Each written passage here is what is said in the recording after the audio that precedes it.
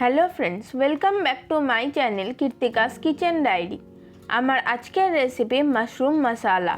Mushroom খেতে কিন্তু আমরা অনেকেই ভীষণই পছন্দ করি। অনেক সময় হোটেল বা রেস্টুরেন্টে গেলেও আমরা মাশরুম অর্ডার করে থাকি। ঠিক সেরকমভাবেই বাড়িতে সহজ পদ্ধতিতে কিভাবে বানিয়ে নেওয়া যায় দেখে নেওয়া যাক আমার আজকের এই রেসিপিটি। আর রেসিপিটা ভালো লাগলে অবশ্যই একটি লাইক, কমেন্ট ও শেয়ার করে আমার চ্যানেলটিকেও সাবস্ক্রাইব করে দেবেন। তো মাশরুম মশলা বানানোর জন্য সবার প্রথমে একটা মশলা বানিয়ে নেব। তো তার জন্য দিয়ে দেবো একটা মিডিয়াম সাইজের টমেটো, 1.5 ইঞ্চি আদার টুকরো, 2টো কাঁচা লঙ্কা, 1 টেবিল চামচ পরিমাণে চিনে বাদাম, 1 টেবিল চামচ পরিমাণে চার মগজ, দেবো 3-4টের মতো কাজু বাদাম, 10-12টার মতো কিশমিশ, 1 টেবিল চামচ পরিমাণে পোস্ত, আর দিয়ে দেবো সামান্য একটু জল। এবারে সমস্ত কিছুর একটা মিহি পেস্ট তৈরি করে নেব। এবার কড়াইতে দিয়ে দেব 2 টেবিল চামচ পরিমাণে সাদা তেল। তারপর তেল ভালো মতো গরম হয়ে গেলে এর মধ্যে দিয়ে দেব আগে থেকে সেদ্ধ করে রাখা 200 গ্রাম পরিমাণে বাটন মাশরুম। সাথে দিয়ে দেব স্বাদমতো নুন আর সামান্য একটু হলুদ গুঁড়ো।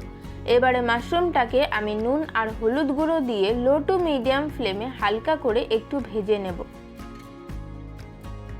তারপর মাশরুমগুলোকে ভাজা হয়ে গেলে এগুলোকে তুলে একটা পাত্রে রেখে দেব।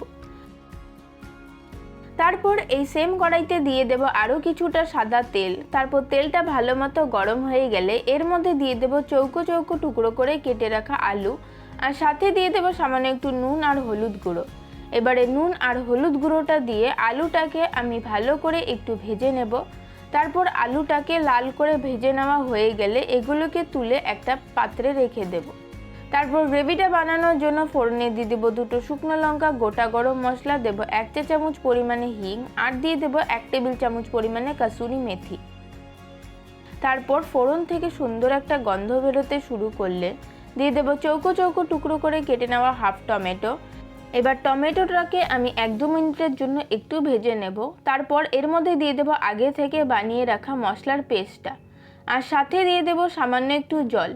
এবারে মশলাটাকে সমস্ত কিছুর সাথে মিশিয়ে লো টু মিডিয়াম ফ্লেমে 3 থেকে 4 মিনিট সময় ধরে একটু কষিয়ে নেব।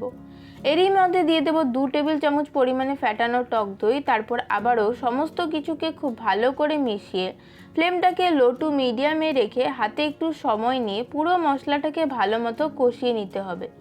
এবার গুঁড়ো মশলার মধ্যে একে একে দিয়ে দেবো হাফ চা চামচ পরিমাণে লঙ্কা গুঁড়ো, দেবো 1 চা চামচ পরিমাণে ধনে গুঁড়ো, 1 চা চামচ পরিমাণে জিরে গুঁড়ো, আর দিয়ে দেবো 1/4 চা চামচ পরিমাণে গরম মশলা গুঁড়ো।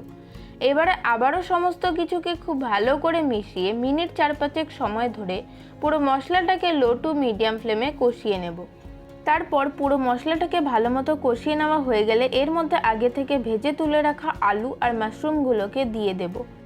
এবারে আলু আর মাশরুমগুলোকে মশলার সাথে খুব ভালো করে মিশিয়ে আরও কিছুক্ষণ সময় ধরে কষিয়ে নিতে হবে। এবারে গ্রেভির জন্য দিয়ে দেব পরিমাণ মতো জল, সাথে দিয়ে দেব স্বাদমতো নুন। টেস্টটাকে ব্যালেন্স করার জন্য দিয়ে দেব সামান্য একটু চিনি। এবারে ফ্লেমটাকে হাইতে করে দিয়ে গ্রেভিটাকে ভালো মতো একটু ফুটতে দেব। তারপর গ্রেভিটা ভালো মতো ফুটে গেলে সবশেষে এর মধ্যে দিয়ে দেবো হাফ চা চামচ পরিমাণে ঘি। তারপর ঘিটাকে গ্রেভির সাথে খুব ভালো করে মিশিয়ে এটাকে আরও কিছুক্ষণ ফুটতে দেব। কিছুক্ষণ গ্রেভিটাকে ফুটিয়ে নেওয়ার পর এবারে ফ্লেমটাকে বন্ধ করে ঢাকা দিয়ে মিনিট 4-5 সময় ধরে একটু স্ট্যান্ডিং টাইমে রেখে নামিয়ে নিলেই একদম তৈরি হয়ে যাবে আমাদের রেস্টুরেন্ট স্টাইলে মাশরুম মশালা কারি। আমার আজকের এই মাশরুম মশালার রেসিপিটা আপনাদের কাছে কেমন লাগলো অবশ্যই জানাবেন। ভালো লাগলে আপনারা অবশ্যই একবার বাড়িতে ট্রাই করে দেখতে পারেন। আশা করছি সকলেরই খুব ভালো লাগবে। আর রেসিপিটাকে ইউটিউব থেকে দেখে থাকলে চ্যানেলটিকে সাবস্ক্রাইব করে পাশে থাকা বেল আইকনটিকেও অবশ্যই প্রেস করে দেবেন। আর ফেসবুক বা ইনস্টাগ্রাম থেকে দেখে থাকলে পেজটিকে ফলো করে দেবেন। আজকের মতো এই পর্যন্ত, দেখা হবে পরের ভিডিওতে নতুন কোনো রেসিপির সাথে। সকলে খুব ভালো থাকবেন, সুস্থ থাকবেন। ধন্যবাদ।